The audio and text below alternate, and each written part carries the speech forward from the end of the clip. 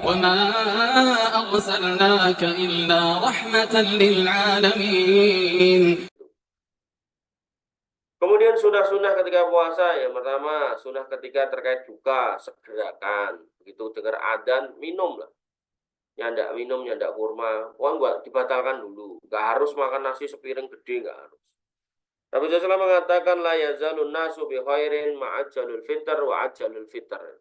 Manusia itu akan dianggap terus berada di atas kebaikan selama menyegerakan berbuka.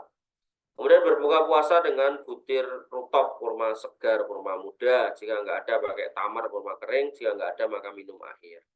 Jadi buka itu gitu. Bukan yang apa ya makanan gede-gede gitu loh. Ya. Nah, tapi lapar banget tadi pagi atau tadi siang atau tadi sore saya macul lapar banget gitu kan. Ya monggo lah. Tapi jangan sampai kemudian apa keluarkan gitu. Nabi SAW bersabda karena Rasulullah SAW yuftiru ala rutobat maaf qabla ayyusalliya fa in lam takun rutobat fa ala tamarot. Ya, Nabi SAW berbuka dengan menggunakan kurma muda sebelum sholat. Kalau nggak dapat, maka pakai kurma tua, namanya tamar. Tamar itu yang sering kamu makan, yang coklat-coklat itu tamar. Tapi kalau kurma muda ini hijau kayak kayak ini loh. Pelopor, yang pentil-pentil kan jenis apa Jan? Manggar. Ya, manggar kembang. Apa enggak? Nggak ngerti. Apa, Vi? Mungkin ngomong desa-desa orang ngerti jenis, Manggar. Manggar bukannya kembangnya. Nah, pentil cilik-cilik ya, kayak sawit. Nah, iki tuh ngono kae lah pokoke, warnane kuning-kuning cilik-cilik. Manggar. Ya. Fa'ala tamarat, fa'in lam takun hasawat min ma. Kalau nggak ada lagi, beliau cuma neguk beberapa teguk air. Ya, dulu. Ini kalau ngikuti ini, ya insya Allah sehat gitu. Tapi kalau nggak ngikuti sini, ya wah, buku mangan iki, ya. Selesai Idul Fitri, ya malah bobotnya muda 10 kilo. Kemudian yang ketiga, berdoa ketika berbuka dengan doa yang diajarkan oleh Rasulullah SAW. Dahabat doma wabtalatil uruk wasabatil ajri insya Allah. Ini yang kalian hafalkan ya. Ini doa ini lebih sahih dari yang biasa kita hafalkan dari SD. Jadi kalau ada pilihan sahih dan nggak sahih, ya pilih sahih. Gitu. Kemudian yang kedua,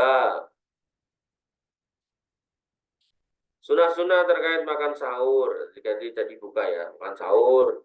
Makan sahur hukumnya sunnah muakkadah, sunnah yang sangat ditekankan. Dianggap sudah makan sahur jika makan dan minum di waktu sahur.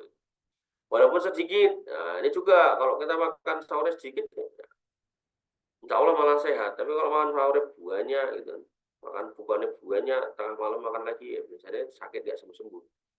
Dan di dalam makanan sahur terdapat keberkahan. Jadi harus sahur ya. Usahakan harus sahur karena sunnah muakkad. Nabi SAW bersabda, tasaharu fa'inna fis sahuri barokah. Makan sahurlah karena dalam sahur itu ada keberkahan. Nanti saya lupa di bab mana ya, atau di kitab mana. Dibahas tuh keberkahannya itu apa tuh. Orang kalau bangun sahur biasanya tuh subuhnya nggak telat. Orang kalau makan sahur biasanya nanti paginya nggak lemes. Itu ada rinciannya detailnya. Cuma saya lupa di kitab apa gitu. Kemudian yang kedua disunahkan mengakhirkan makan sahur mendekati waktu terbitnya fajar. Ya, jadi kalau tadi itu, saya sih lebih condong kalau misal di kampung ada imsak, imsak itu waktu utama untuk kamu sahur malahan, bukan malah nggak makan. Nah, cuman kalau zaman dulu batasannya adalah baca Quran. Gitu. Jadi 50 ayat sebelum adzan gitu. Nah, ini ada. Pada waktu yang tidak dikhawatirkan datangnya fajar ketika masih makan sahur. Gitu. Ibnu Abbas radhiyallahu an bertanya kepada Zaid bin Sabit, kam kana bainal adzan was sahur. Jarak adzan sampai sahur itu berapa? Artinya adzan subuh sampai sahur berapa? Qala qadru khamsina ayat, yaitu sekitar 50 ayat. Ya, 50 ayat. Jadi sekitar mungkin 10-15 menit lah. Ya. Maka menurut saya, ya toh, kalau kamu harus mau coba dulu 10-15 menit gitu kan, ya aku malah adzan kan. Maka kalau di kampung kalian ada imsak, imsak itu waktu utama buat sahur. Sahur aja di situ. Tapi ya diperhitungkan waktunya itu cukup gitu loh. Kamu harus pakai makanan macam-macam gitu kan, yang 3D gitu terus waktumu 10 menit ya nggak cukup gitu kan. Ya, syukur-syukur makan sahur juga nggak usah banyak-banyak. Nah, tapi aku kerja keras Pak, harus macul, harus gini ya. Ya sudah makan yang banyak nggak apa-apa. Tapi harus diperkirakan, cukup nggak nih buat menghabiskan. Jangan sampai nanti sisa mubadir, dosa lagi. Yang ketiga, disunahkan makan sahur dengan kurma kering. Ya, ini Nabi. Dan jika tidak punya makanan, maka minumlah dengan beberapa teguk air. Jadi sunahnya pas sahur sama pas buka mirip ya. Ya, cuman kalau kita uruf kita nggak kurma, ya nggak usah harus kurma gitu. Kemudian yang ketiga, kalau sahur kan agak nyantai ya. Kalau yang buka tadi itu kan karena kita mau sholat, jadi emang diusahakan ya kurma atau air itu tadi ada sudah cukup, sholat dulu baru kemudian nyari makan. Kemudian yang ketiga, orang yang berpuasa wajib meninggalkan semua perbuatan yang diharamkan agama dan dianjurkan untuk memperbanyak melakukan ketaatan, sedekah, baca Quran, sholat sunnah, zikir, bantu orang, tadi yang tak sebutkan. Ya, bantu orang, itikaf, menuntut ilmu agama. Gitu. Nah, yang diutamakan paling utama ya ini baca Quran ini.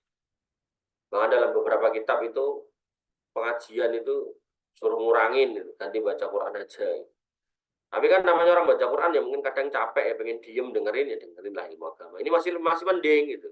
Jangan sampai kamu dengernya musik-musik gitu, nonton film-film nggak jelas itu. Itu menyia-nyiakan waktu Ramadan. Kemudian yang keempat, baca Quran adalah amalan paling dianjurkan yang tadi saya bilang. Bahkan sebagian salaf tidak mengajarkan ilmu. Nah, ini loh tadi. Di bulan Ramadan agar bisa fokus baca Quran dan mentadabburinya. Demikian yang bisa kita sampaikan dan kita diskusikan. Kurang lebih mohon maaf. Alhamdulillah. Subhanallah wa bihamdika asyhadu an la ilaha illa anta astaghfiruka wa atubu ilaik. Assalamualaikum warahmatullahi wabarakatuh.